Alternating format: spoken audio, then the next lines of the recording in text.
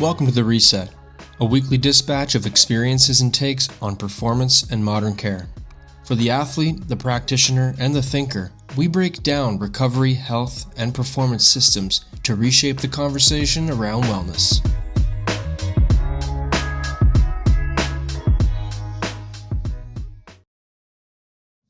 Hello everyone, and welcome to The Reset. For the month of February, we'll be talking about the musculoskeletal system. In January, we touched on the nervous system, and building slightly off of that, we're going to be examining the foundation of our body. February is the month of muscles and bones, the hammer and nails of the human body, where force and positioning create adaptation throughout the entire system, and for most, a great equalizer in the journey to improve general well-being. The musculoskeletal system will provide us with topics to cover for this post and the next, giving us a solid foundation of knowledge to build on as we choose. Obviously, the human body, and science in general, is filled with information that can be dense and at times can feel overwhelming when trying to understand form and function. Rooted in Latin, the anatomy of the human body contains many words which, by all intents and purposes, carry varying complexities of vernacular.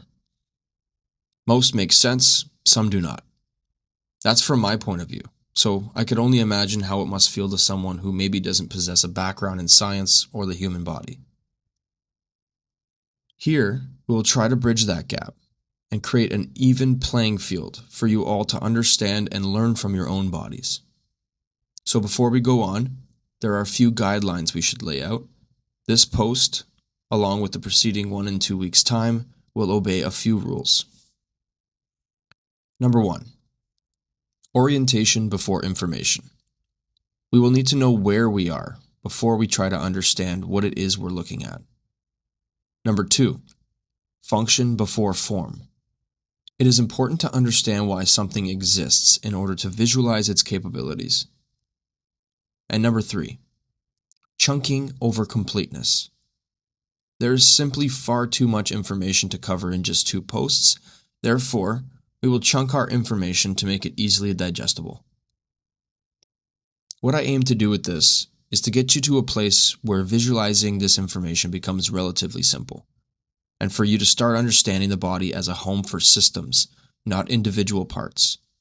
This will ensure you begin this journey on the right path. And the first step to learning how things get to a point of breakdown is to first realize how things should function at full capacity. This piece is not a lecture, rather a primer for future learning. Starting blocks. The body is a collection of parts, all coordinating efforts to produce function in all life's scenarios. Anatomy is more about relationships and not isolated structures. Most of the physical ailments we can suffer from in life regarding pain and physical dysfunction are due to a misunderstanding of how these parts interact and are caused by movement-based injuries because of that misunderstanding. Whether you are a parent playing with your children, a student at the gym or in class, or an Olympic athlete competing for gold, all of our bodies, barring any differences from congenital defects or in-life accidents or conditions, have the parts capable of providing the same movements. And from that point of view, we can start with a blank canvas. Points of reference. How we orient the body in space. Before we can talk about muscles, joints, or movement, we need a shared language for where things are. The human body is 3-dimensional and constantly changing position. Without reference points, descriptions quickly become confusing or meaningless. To solve this, anatomy relies on consistent points of view or ways of describing position that don't change based on posture or perspective. Doctors and anatomists need consistent language to describe where things are, because left and right change depend on perspective and positioning. Therefore, we must have a central set of terms we use in order to avoid confusion and inaccuracy. There are many more than this, but we will start with these few simple ones for you to reference. Front to back describes whether a structure is closer to the front of the body or the back, and is often referred to as anterior to posterior, respectively. This matters because many systems are layered as such. Muscles, organs, and connective tissues are often arranged in front-to-back relationships that affect how force is produced and transferred. Side to side helps us understand symmetry and balance. As the body is built around a central line, we can scientifically refer to the transfer of weight and forces in the body from outside to inside with the terms lateral to medial, also respectively. A movement almost always involves coordinated action between the left and right sides, where a convergence occurs at the midline, or the center of the body, whether we're walking, reaching, or stabilizing ourselves. Proximal and distal describe how close something is to the point of reference. For instance, if we are speaking of the shoulder joint and reference the elbow, we would explain that in relativity to the shoulder, the elbow is distal to it. Structures closer to the center tend to prioritize stability and control. Those farther away tend to specialize in movement and precision.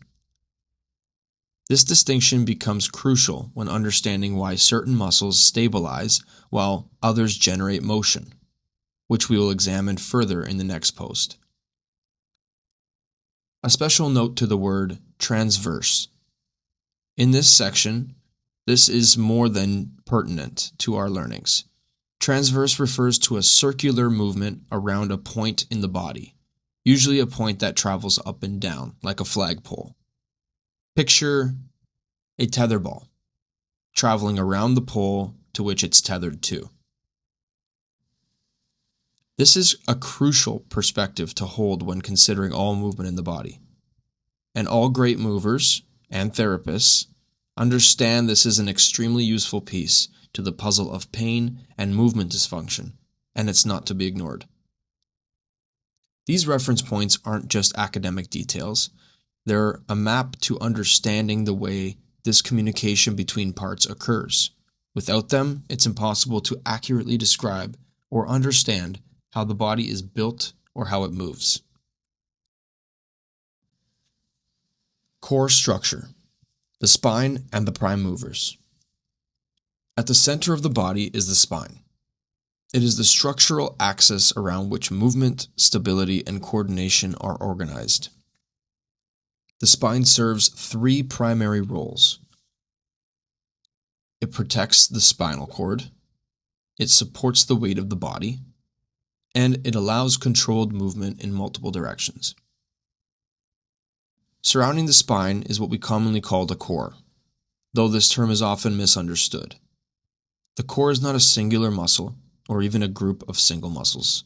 It's a functional region that includes muscles of the abdomen, lower back, pelvis, diaphragm, all working together to stabilize the trunk and transmit forces. From this central structure extend the body's major prime movers, muscles designed to generate large amounts of force and movement, forces for which great stability is required, and without that stability are rendered effectively useless. Prime movers.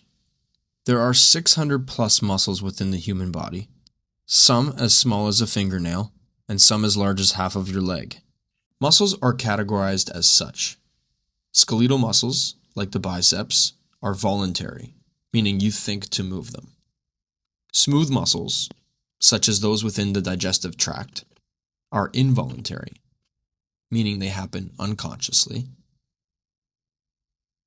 And cardiac muscles of the heart, all of which can account for roughly 40 to 50% of an adult's total body weight. We will spare ourselves the very lengthy post that would be and just focus on some of the main muscles of the body to which you've probably heard or spoken of before. Most of these muscles can be considered what are called prime movers of key human movement patterns. while others are prime initiators of movement through stabilization contractions. The glutes, or buttocks. The glutes, or buttocks. Positioned at the back of the pelvis, the gluteal muscles connect the spine to the legs. Their location allows them to influence both posture and movement. As prime movers, they drive powerful actions like standing up, climbing, and sprinting. As stabilizers, they help control the hip joint and protect the lower spine by managing how force travels between the upper and lower body. If we think of the glutes as purely functional, we can identify them as tie-downs for a tent. Always engaged in a standing position and keep your body from folding over. Based on anatomy and looking at where muscles begin and end, we can see there is an oblique angle to the glutes, meaning it travels inferior to superior or superior to inferior on an angle. They don't just travel up and down in muscle fiber direction, but also medial to lateral on the hip, and even back to front. So as you can imagine, this wrapping of the hip helps stabilize the hip in multi-directional fashion, something you will find that most muscles do. This also means that when activated in a movement pattern, can and will move your leg in the same multi-directional fashion. Something to think of when training your glutes in the gym, for instance. The deltoids, or the shoulder muscles.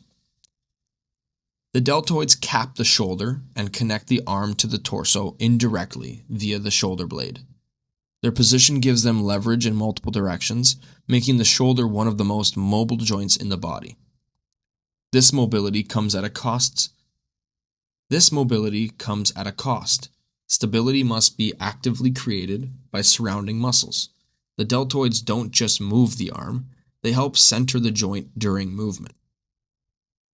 Being a mostly linearly directed muscle, meaning traveling mainly up and down in fiber direction, these fibers are very good at lifting the arm and must have 3 different muscle bellies, front, middle, and rear deltoid muscles to support the entirety of the shoulder. The spinal erectors. Running along the back of the spine, these muscles act like guy wires on a mast. They don't just extend the spine, they finely control spinal position against gravity and control micro movements during core movement and general patterns. Their role is less about dramatic gross movement and more about constant adjustment, keeping the body upright and responsive to anything that happens externally.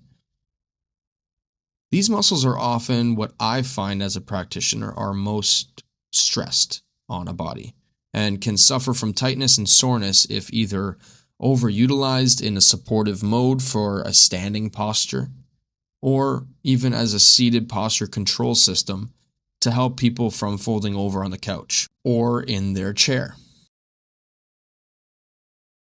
The core muscles.